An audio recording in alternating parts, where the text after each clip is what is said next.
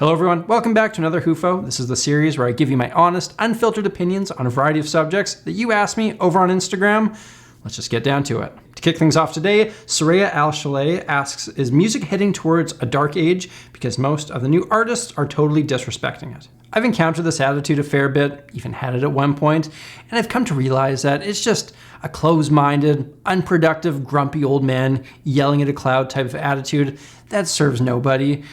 People were saying the same thing about swing music. They were saying the same thing about Elvis. They were saying the same thing about the Beatles, about punk music, about hip hop, and they're saying the same thing about music nowadays. There's always been garbage. There's always been great music, but we have a biased view on the past because the good stuff stands the test of time. When we think of the year 1969, I think of Hendrix, Woodstock, all that great stuff, but you don't think about the Archies' Sugar Sugar, which was one of the most popular songs of that year. If you can't find new artists that you enjoy, you're not looking very hard. The beauty of this era is that everything is so accessible. We're not beholden to what the radio is playing or what the record store has in stock. We can access anything, anytime on a device that fits in our hand, and we can connect with communities for the most obscure things. This is incredible, and it never existed in the supposed glory days of music, whenever that was. So to get back to the original topic, no, I don't think that music is heading towards the dark ages. I think what we'll see is things get more and more decentralized from whatever the major labels are pushing out, because there's more ways than ever for independent artists to reach a wide range of people, and that's a good thing. Will the music that I love ever be as popular as it once was? You know, I actually can find a fair bit that I enjoy in pop music, but the bluesy, rocky, guitar-based stuff that originally hooked me in will likely never have the mainstream appeal like it used to, but that's okay. Things change, things evolve. The best thing you can do is keep an open ear to the past, the present, and the future. My concerns about the future of music are not because new artists are disrespecting it, whatever that means, but tied into grander economic issues that young people are facing. But music isn't heading towards the dark ages. It's not dying. Good music finds a way. Always has, always will. Unless all the humans are dead. Before we move on, I'm going to quickly tell you about the sponsor of today's video, Skillshare. Skillshare is an online learning community with thousands of classes for anyone who loves learning or is looking to explore their creativity. Anyone will tell you that in 2022, a musician can't just play their instrument. They have to be proficient at a wide range of things, and Skillshare has classes for most of this stuff. I mean, I recently did the Photoshop Fundamentals class taught by Kat Coquillette, where I learned how to work with layers and effects, use text in different ways. And let me tell you, if you go look at my YouTube thumbnails, you can probably figure out exactly when I finish this class. If you're looking to get better at poster design, build an audience on YouTube, improve the mastering of your audio tracks, learn about the different cuts of meat, Skillshare is a perfect place to start. It's ad-free, there are new classes added weekly, and everything is subtitled in a wide range of languages. I'm a huge fan of what they have to offer, and if this sounds interesting to you, you can use the link in the description to get 1 month free trial, or use promo code Samurai Guitarist for that same offer. I recommend it, check it out. Anyways, let's get back to it. Next up, Andrew MTS5 asks my opinion on Relic Guitars. I think that a beat-up old guitar is one of the most beautiful inanimate objects out there. Knowing that years upon years of music and love went into that thing and the battle scars of that are on full display is just so cool. So I get the appeal of a guitar that's been artificially aged. You're recreating that kind of mojo without having to buy a vintage instrument that would cost a fortune or put decades of playing into the instrument yourself. In my opinion, I think they look cool, but it's not for me. I would never buy a Relic guitar. I want to put those marks onto the instrument myself. When I look at my telly here, I like knowing that this mark here came from a country gig I played where during our intermission, a drunk girl came on stage and knocked it off its stand. I like knowing that my dad put this filler stuff in these chips so that it wouldn't expand anymore. I like knowing that all this wear on the neck came from the years I spent gigging and playing in college.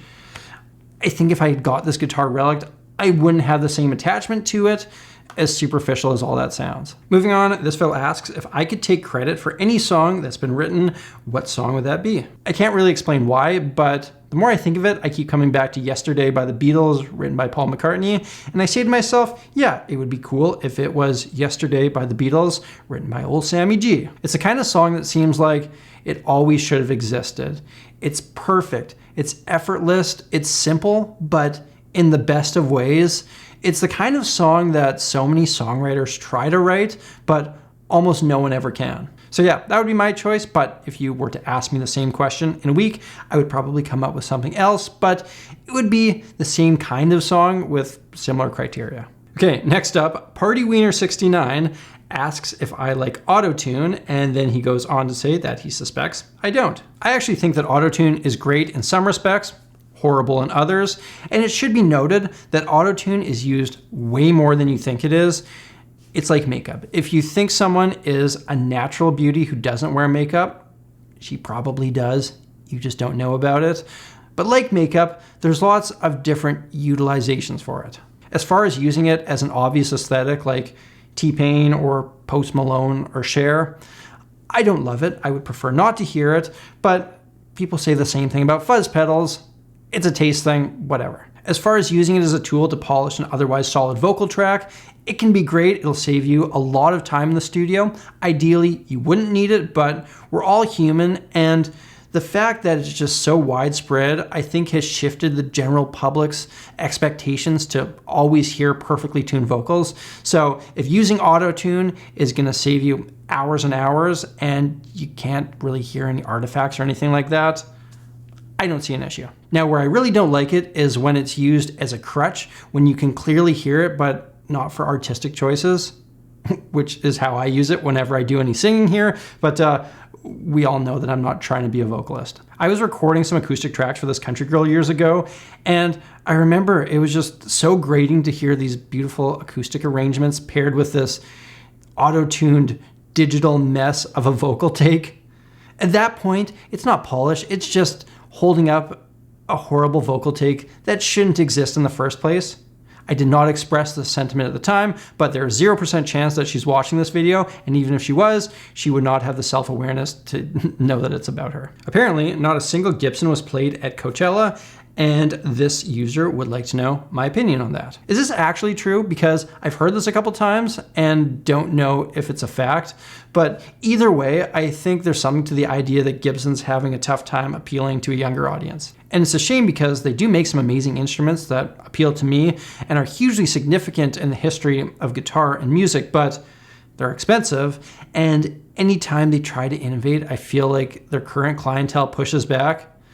Though let's be honest, some of those innovations weren't the best. You're not winning over a whole lot of teenagers with robo-tuners and that weird flying V from a few years ago. I think it's a company that's embraced their traditional instrumental values, and that's why we love them and why they appeal to a traditional market.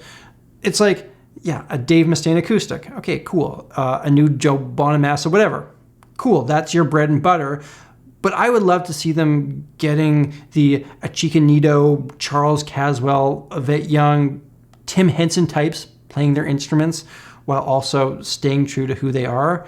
I think that would go a long way for the long term, but I get the feeling maybe there's some resistance somewhere in the company to this type of thing. Moving on, Cole McNabb asks my HUFO on programming MIDI music without any instrumental skill. Let me tell you, as I've gotten older, I've stopped caring about a lot of things. At one point, this type of thing probably would have bugged me, but my mentality now is, if it sounds good, it sounds good. If it's written by a world-class pianist, or if some guy smacked his head against the keyboard and got lucky and that turned into a beautiful MIDI piece, whatever. This applies to so much stuff in my life now.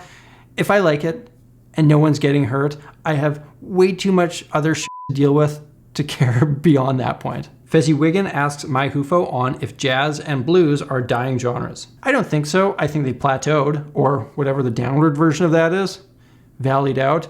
They'll never be as popular as they once were. I think that traditional jazz music is largely kept alive by the education system, and traditional blues is much more accessible, so it'll always have a place. But I don't think they're dead. I don't think they're actively decaying. I think they'll just continue to maintain whatever popularity they have now. And I'll also say I think there will always be genres that are heavily influenced by jazz and blues, but whether or not we call them jazz and blues is kind of a whole other discussion in itself. Next up, Mass Guitarist asks, how would you start producing music? You just gotta do it to the best of your abilities with whatever's available. If that means you're using free software with your cell phone microphone, there you go. Use that, give it your all. Do this over and over, slowly improving in whatever way you can, upgrading when possible. But the most important thing is showing up and trying your best. When it comes to producing and recording, this is the mentality that I've always taken. I started out in, 2006 with a cheap, outdated Yamaha recorder. I got it, I read the manual, and I pressed record.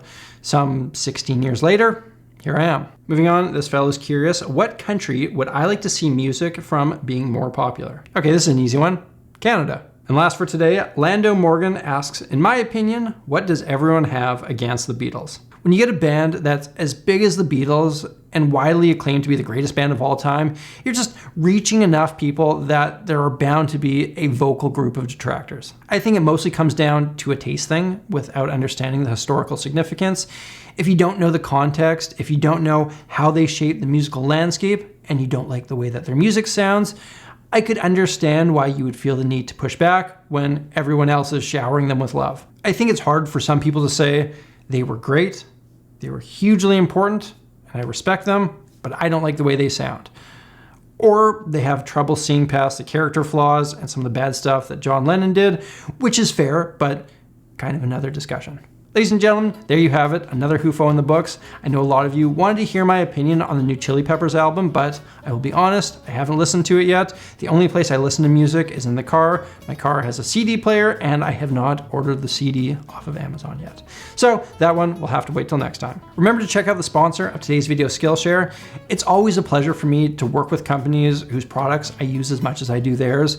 They have some great stuff to offer, and you can check it out for free using the free trial in the description to see if it makes sense for you too. Thank you all for watching. If you want to check out another video like this one, hit that link up there. Special thank you to everyone who supports my channel through Patreon. If you want to check out some of that Sammy G merch, it's available at shopsamuraiguitarist.com. If you're new here, hit that subscribe button, ring that bell, stay tuned for a wide range of musical content.